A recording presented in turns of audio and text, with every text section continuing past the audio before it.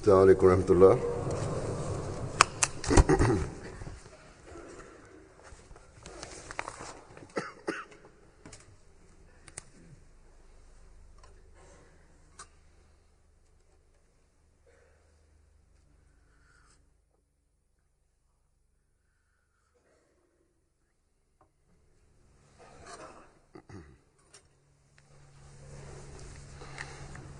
أشهد أن لا إله إلا الله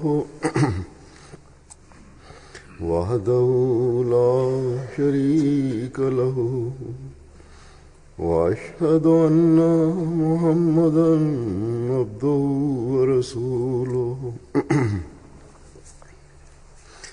أما بعد فأعوذ بالله من الشيطان الرجيم بسم الله الرحمن الرحيم الحمد لله رب العالمين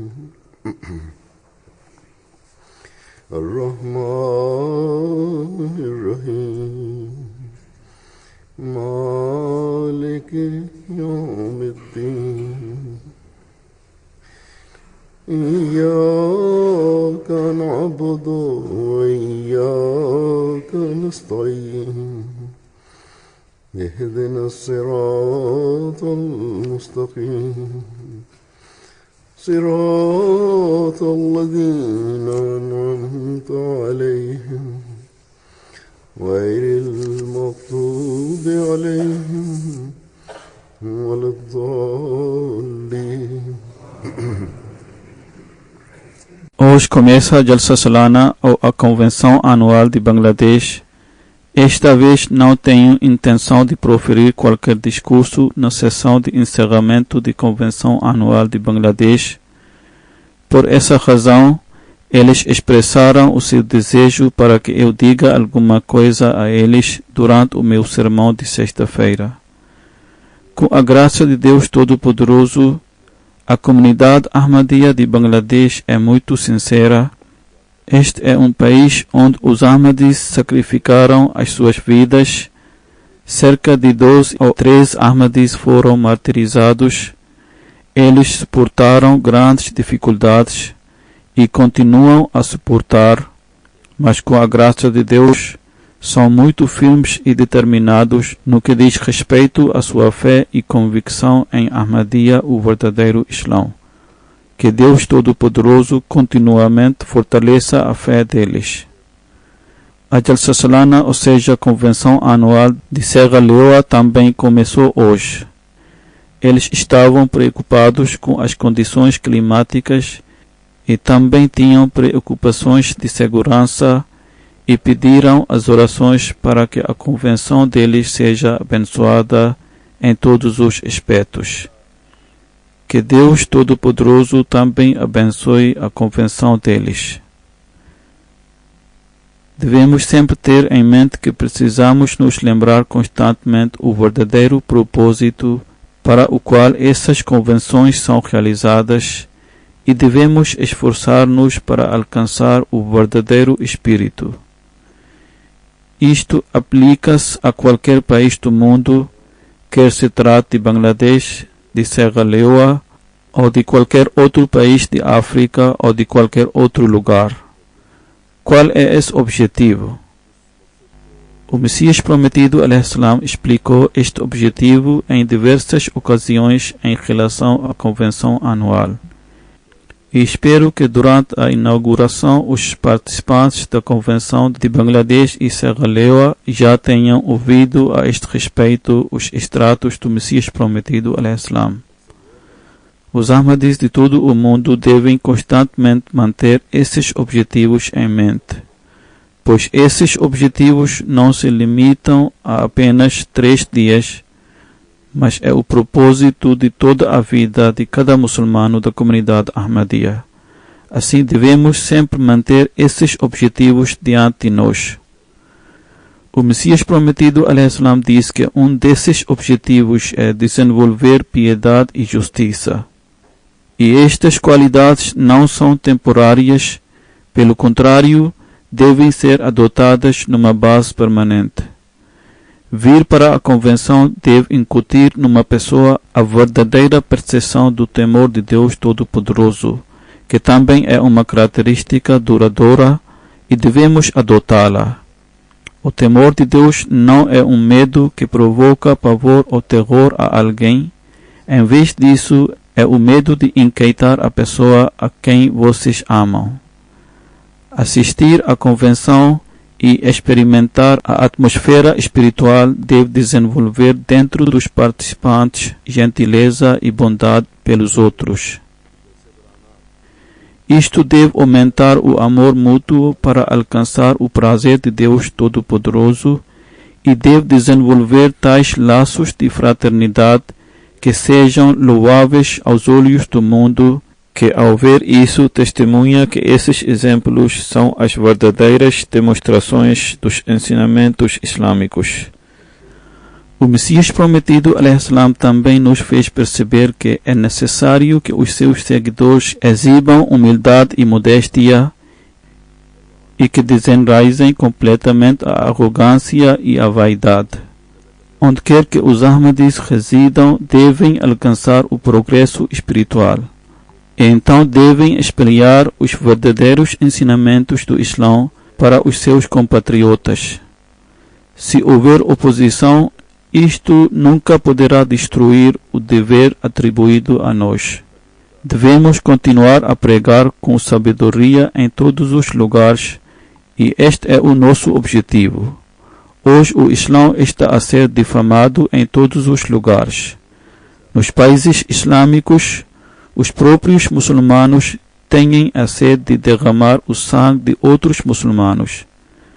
As ações dos muçulmanos estão muito afastadas dos ensinamentos islâmicos. Em tal situação, nós, os Ahmadis, temos que informar o mundo dos belos ensinamentos do Islã. A coisa mais importante para conseguir isso é estabelecer o nosso relacionamento com Deus. E isto é orar a Ele em prostração e implorar a Ele a ajuda para que o nosso trabalho seja abençoado. Precisamos de estabelecer os nossos exemplos práticos para exibir os bons costumes e as boas maneiras, de modo que o mundo venha a conhecer que, se eles querem observar os mais altos padrões de adoração de acordo com o Islã, eles podem encontrá-los praticados entre os Ahmadianos. Se eles querem ver os mais altos padrões de cumprimento dos direitos da humanidade e de exibição dos bons costumes, eles podem ver isso entre os Ahmadianos. Essas convenções de 3 dias não são realizadas apenas para reunir os Ahmadis e para lhes ensinar a religião. Pelo contrário, são realizadas para que os Ahmadis possam experimentar a atmosfera espiritual que é criada nesses 3 dias para que a ferrugem possa ser removida dos seus corações. Os Ahmadis que vivem aqui podem certamente ter forte convicção nas doutrinas de Ahmadiyya e, como já mencionei, é por isso que os Ahmadis de Bangladesh até mesmo sacrificaram as suas vidas. No entanto, Deus Todo-Poderoso deseja que cada um de nós eleve a conduta prática aos padrões mais elevados nesta era do renascimento do Islã. Devemos ser regulares nas nossas orações de acordo com os modos ensinados por Deus Todo-Poderoso. Devemos esforçar-nos em infundir o verdadeiro espírito da oração dentro de nós. E eu já falei detalhadamente sobre este tema nos meus 2 últimos sermões de sexta-feira. Então, devem cumprir os direitos dos outros, utilizando todas as vossas capacidades e habilidades. Como já foi mencionado, um dos objetivos da convenção é desenvolver retidão e justiça. O Messias Prometido, ﷺ, explicando o significado de taqwa, ou seja, de retidão, diz: Taqwa significa abster-se dos caminhos mais pequenos e finos do vício e da imoralidade. Lembrem-se de que dizer que eu sou piedoso porque não roubei a riqueza e as posses de ninguém, nem usurpei os direitos de ninguém, e nem cometi o furto, nem cometi o adultério, e nunca olhei para os outros ilicitamente. Isso não é piedade. Tal piedade é risível aos olhos dos conhecedores ou dos filósofos. Isso não é piedade. Ao contrário, é uma piada, porque se ele cometer esses vícios, como roubo ou furto, será punido. Então a piedade não é algo que seja valiosa aos olhos dos conhecedores ou dos filósofos. A verdadeira piedade é servir a humanidade e mostrar absoluta lealdade e sinceridade no caminho de Deus, na medida em que alguém esteja disposto a oferecer a sua vida. É por isso que foi dito aqui: Inna Allaha ma'allazina attaqaw wallazina hum muhsinun. Significa que Deus Todo-Poderoso está com aqueles que se abstêm do mal e também está com aqueles que praticam boas ações. O Messias prometido, alaihissalam, afirma ainda dizendo: lembrem-se de que simplesmente se abster do mal não é qualidade em si mesmo, a menos que alguém pratique as boas ações juntamente com isso. Haverá muitos que nunca cometeram adultério, assassinato, roubo ou furto, mas apesar disso eles não demonstraram nenhum exemplo de sinceridade e devoção no caminho de Deus. Embora eles não tenham cometido nenhuma dessas transgressões, mas não mostraram qualquer exemplo de devoção no caminho de Deus Todo-Poderoso, que seja digno de qualquer tipo de louvor, e nem prestaram qualquer tipo de serviço à humanidade e nem realizaram nenhuma boa ação. Portanto, aquele que vai contar alguém entre os piedosos sob esta base será extremamente tolo, porque estas são transgressões e abstendo-se delas não faz com que alguém se torne amigo de Deus. O Messias prometido, alaihissalam, diz: é a prática de Deus Todo-Poderoso que ele castiga neste mesmo mundo aqueles que cometem transgressões, roubam, se envolvem nos atos traiçoeiros e aceitam subornos. E essa pessoa não prova o gosto da morte até que receba a punição, e este castigo é geralmente executado de uma maneira ou de outra. Lembrem-se, portanto, de que tal ato por si só não equivale à piedade.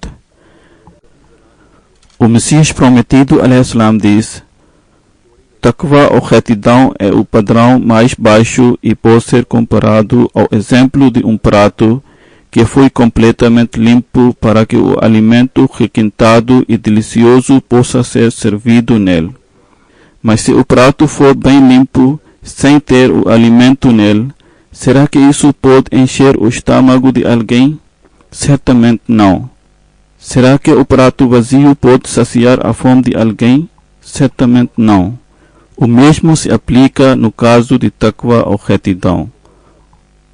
O Messias prometido, alaihissalam, diz: o que é a taqwa ou justiça? Taqwa é meramente limpar o vaso do nafs amara. Nafs amara é um estado que consistentemente incita o homem ao mal, e o estado em que o homem, depois de ter cometido qualquer mal, não se sente qualquer tipo de remorso. Assim, taqwa é limpar o vaso de nafs amara, e uma vez que este vaso tenha sido limpo e a pessoa começa a abster-se de cometer o mal, este é apenas o mais baixo padrão de taqwa ou retidão. E depois disso devem servir o alimento neste prato.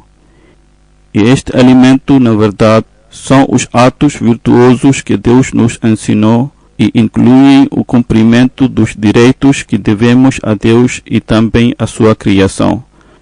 O Messias prometido, alaihissalam, diz que o ato virtuoso é o alimento que é colocado dentro do vaso ou prato. que então fortaleça as faculdades de uma pessoa para que atinja uma fase em que os atos virtuosos emanam dela. Devemos esforçar-nos por realizar as boas ações a fim de fortalecer as faculdades que Deus Todo-Poderoso conferiu a nós, como isto irá permitir-nos cumprir os direitos de Deus Todo-Poderoso e das pessoas. O Messias prometido, alaihissalam, afirma: o homem deve esforçar-se para que possa chegar a uma fase em que os atos virtuosos emanam dele e que possa atingir o mais alto nível de proximidade de Deus Todo-Poderoso. Quando forem postos em prática ambos estes aspectos e quando ele começar a adotar os atos virtuosos, então subsequentemente aumentará o nível de taqwa ou retidão, bem como o nível de proximidade de Deus. A adoração é extremamente importante para um verdadeiro muçulmano. O que é a oração? O que é a adoração? E será que as orações mostram milagres? Como a pessoa deve adorar e suplicar? E como a oração deve ser realizada? Quais são os métodos que devem ser adotados para saber a realidade da oração? E como pode ser alcançada a proximidade de Deus Todo-Poderoso empregando esses métodos? Que papel a oração desempenha a este respeito? Explicando tudo isso, o Messias prometido, alaihissalam, diz: a oração é o elixir, ou seja, remédio que transforma um punhado de poeira em ouro puro. Isto quer dizer que a oração deve ter tal efeito que possa transformar a poeira em ouro. A oração é a água que lava impurezas interiores. Mas qual deve ser a condição desta oração? O Messias prometido, alaihissalam, diz: com essa oração a alma derrete e flui como água para se prostrar no limiar de Deus Santíssimo. Isto quer dizer que a oração ou súplica deve emanar de coração e deve derreter a alma. A oração ensinada pelo Islão é apenas o seu reflexo.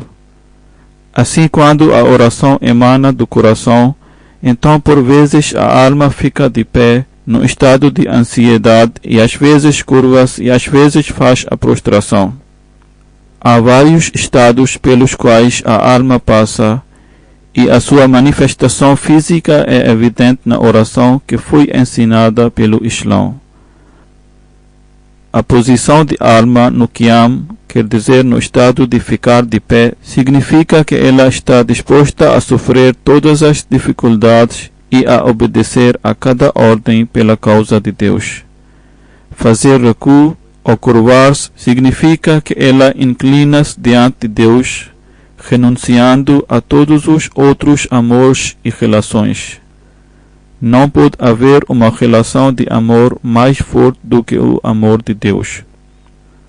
A alma volta-se para Deus e pertence somente a Ele. A sua prostração é que ela prostra-se no limiar de Deus e abandona todos os pensamentos pessoais e perde a sua existência de identidade pessoal.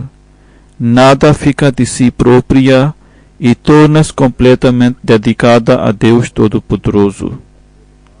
O Messias prometido, alaihissalam, diz que este é o tipo de oração que liga a pessoa com Deus. Se alguém quiser aprender a realidade da oração, então este é o tipo de oração que estabelece a comunhão com Deus. As pessoas costumam dizer que oraram muito, mas não encontraram Deus. É necessário criar esse estado na oração. E esta é a oração que a Sharia islâmica até certo ponto descreveu na oração diária prescrita, para que a oração física possa inspirar a oração espiritual. Deus Todo-Poderoso formou o homem de tal maneira que a alma influencia o corpo e o corpo, por sua vez, influencia a alma.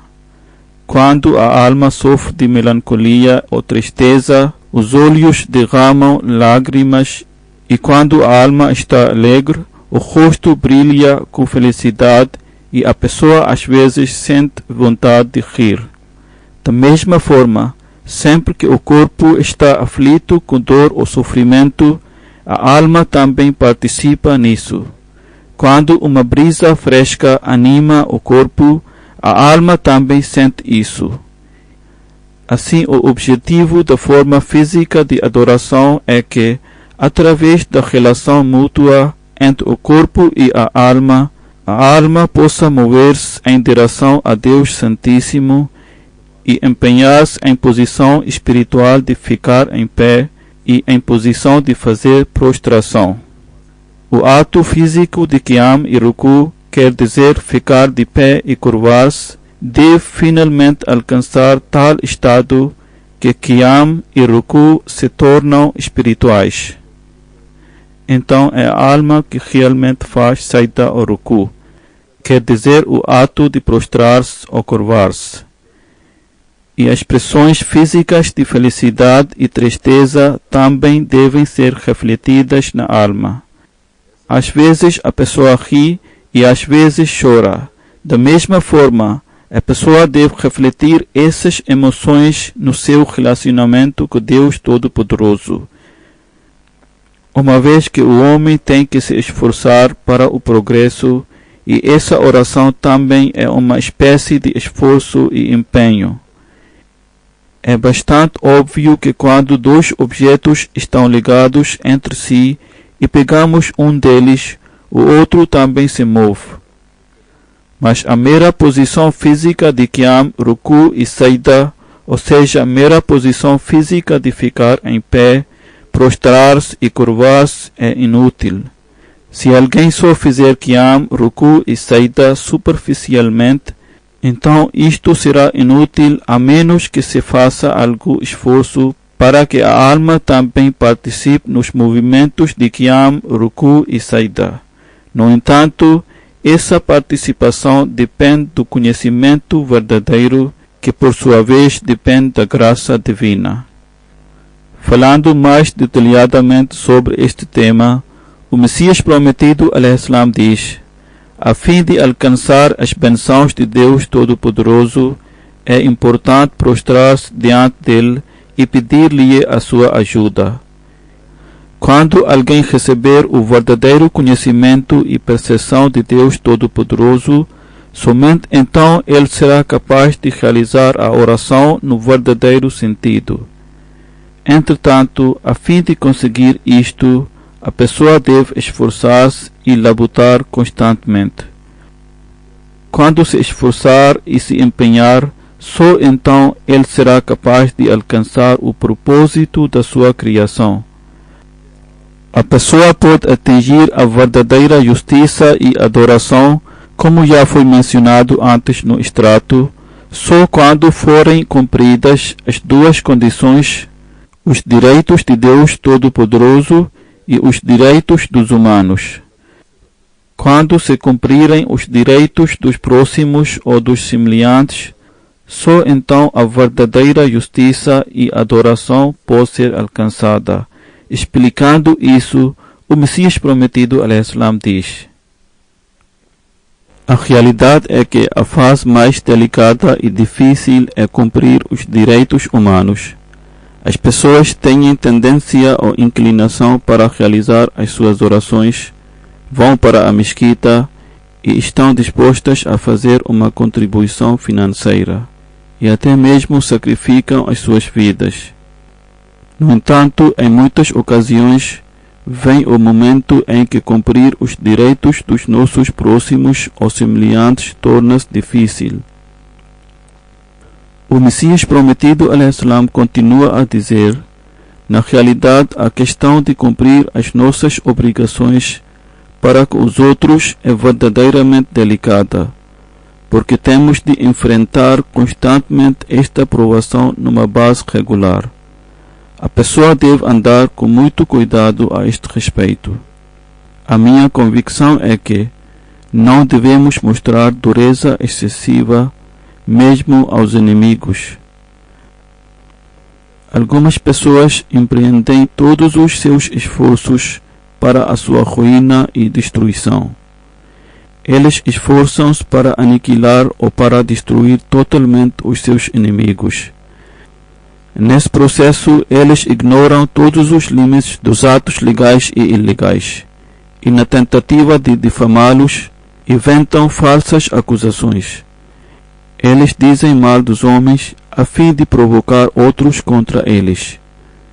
Devem informar-me que quantos vícios e males nascem a partir dessa ligeira inimizade. Então estes vícios vão produzir ramos.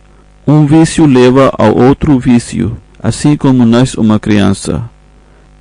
Quando essas ramificações se multiplicarem, então onde será o fim?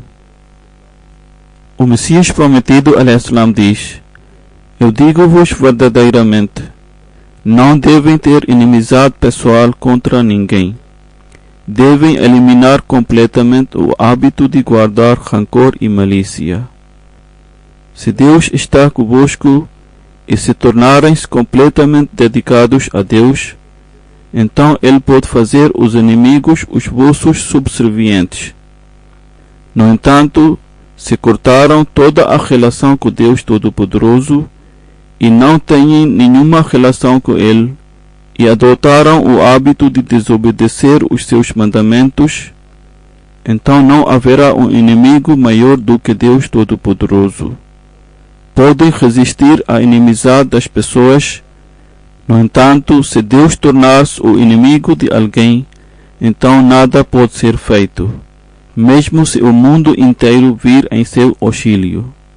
É por isso que devem adotar a prática dos profetas. Deus quer que não guardemos rancor ou inimizade pessoal contra qualquer dos nossos inimigos. O Messias prometido, al-Islam, diz: Lembrem-se claramente, o homem pode ser abençoado com a honra e dignidade só quando ele não guarda rancor ou inimizade pessoal contra ninguém. Mas quando se trata de uma questão de defender a honra de Deus Todo-Poderoso e do seu profeta, então surge a inimizade. Aquele que desrespeita e de facto guarda inimizade contra Deus Todo-Poderoso e o seu profeta, então devem considerá-lo como o vosso inimigo.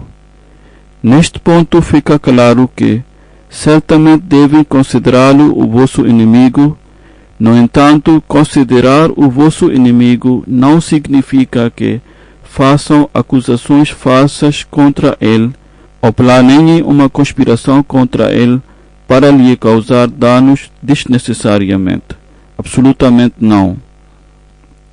Em vez disso, devem distanciar-se dele e devem deixar o assunto nas mãos de Deus. Se for possível, devem orar para a sua reforma e não devem iniciar um novo argumento ou disputa com ele.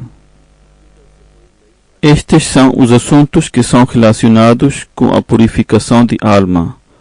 O Messias prometido, al-Islam, relatou uma das histórias da vida de Hazrat Ali radiyallahu ta'ala anhu.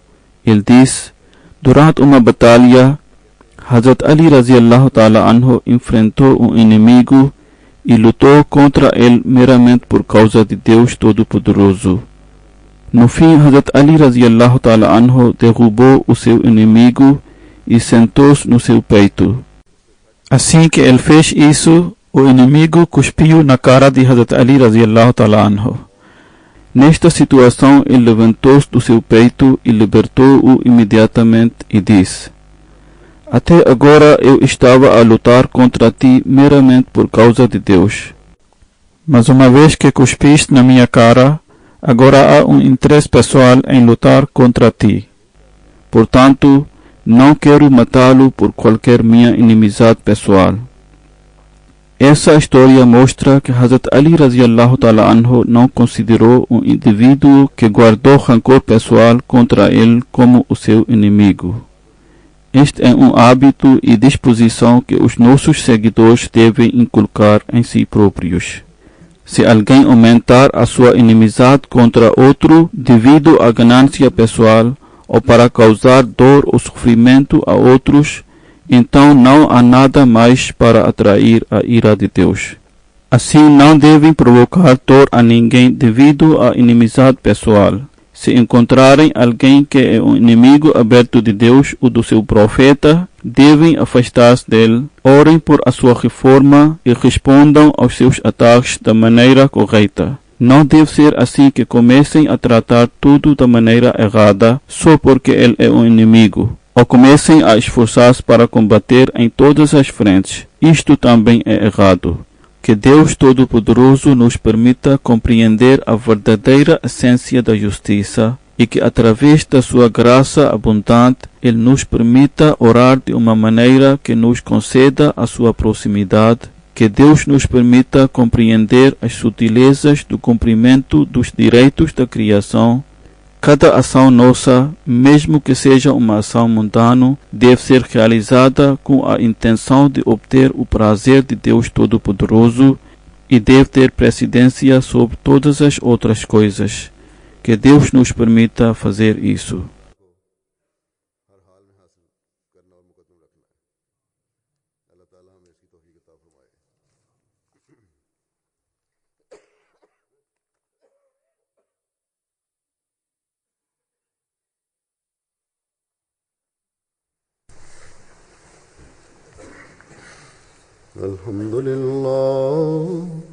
الحمد لله نحمده ونستعينه ونستغفره ونؤمن به ونتوكل عليه ونعوذ بالله من شرور أنفسنا ومن سيئات أعمالنا من يهده الله فلا مضل له ومن يضلله فلا هادي له ونشهد أن لا إله إلا الله ونشهد أن محمدا عبده ورسوله عباد الله رحمكم الله إن الله يأمر بالعدل والإحسان وإيتاء ذي القربى وينهى عن الفحشاء والمنكر والبغي يعظكم لعلكم تذكرون اذكروا الله يذكركم وادعوه يستجب لكم ولذكر الله أكبر